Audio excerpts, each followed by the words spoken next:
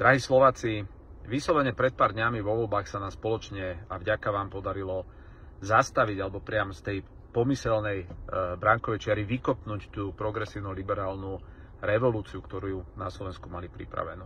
A dnes sa parlament rozdelil veľmi jasne na dve časti. Tá jedna si praje, aby tá progresívno-liberálna vláda tu vznikla. Vôbec mňa neprekvapuje, že medzi týmito stranami je aj KDH.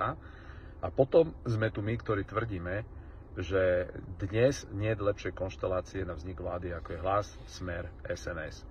A práve keďže vznik tejto vlády by znamenal možnosť výrazného posunu v ochrane národných záujmov, v ochrane Slovenska pred napríklad genderizmom, pred tým, ako sa na Slovensku politické mimovládky ako na korze prechádzajú po slovenských školách, vláda, ktorá by konečne dala jasný, výrazný impuls do výstavby diaľnic, nemocníc, proste posunula Slovensko dopredu, tak toto všetko, keďže hrozí, že takto úspešná vláda by bola najlepšou odpoveďou na tie progresívno-liberálne žvásty, ktoré možno o rok, o dva, o štyri znova by rádi uplatnili, tak sa snažia zabrániť vzniku tejto vlády a začali rozprávať o tom, že Slovenská národná strana má nestabilný poslanecký klub. No nie je to krásne, oni vedia, že náš klub je nestabilný skôr, ako vôbec ešte zasadol parlament. Ale to, čo je pointa, že ten náš poslanecký klub je paradoxne najstabilnejší zo všetkých, pretože on je postavený na ľudských vzťahoch. On nie je postavený len na politickej príslušnosti. Ak by som išiel do detailov, napríklad ja s Martinom Šimkovičom, my sme z jedného mesta rodáci, my sa poznáme dlhé roky, nás spája oveľa viac ako len politika a spoločné názory na veľa tém. Ak pôjdem ďalej, Romana Michalka, ja sa s ním poznám o 21 rokov, bol to jeden z mojich prvých učiteľov na vysokej škole.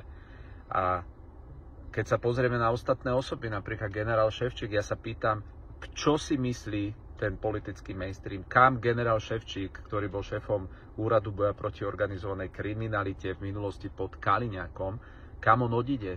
On odíde čo? Z Kolíkovo budovať nejakú stranu proti tejto vláde potenciálnej, ktorá vznikne? Alebo Adam Lučanský, syn nebohého generála, čo pôjde s Mikulcom? Pôjde s Kolíkovou? Takže toto sú všetko bláboli, ktoré majú za cieľ iba jednu vec, odzrkadľovať strach, že Slovensko sa vydá normálnou cestou. A keďže som si vedomý, že sme dostali obrovskú dôveru aj pronárodných voličov, ktorí Slovenskú národnú stranu nevolili, alebo tú našu otvorenú kandidátku a dnes môžu prežívať nejakú frustráciu, že napríklad tam nemajú svojich predstaviteľov, či už z Hnutia Republika alebo podobne. Ja vás chcem ubezpečiť, že mňa a kolegov z nášho klubu nikto nedrží v politike, nikomu my nie sme zaviazaní, nikto nad nami nemá nejakú sekeru, že keď neurobíme toto alebo tamto, tak nám zotnia hlavy. My nepôjdeme do vlády, ktorá by nechcela robiť to, čo sme nám slúbili. To znamená nevytvoriť tú hrádzu proti genderizmu, nevysporiada sa s politickými mimovládkami a tak ďalej a tak ďalej.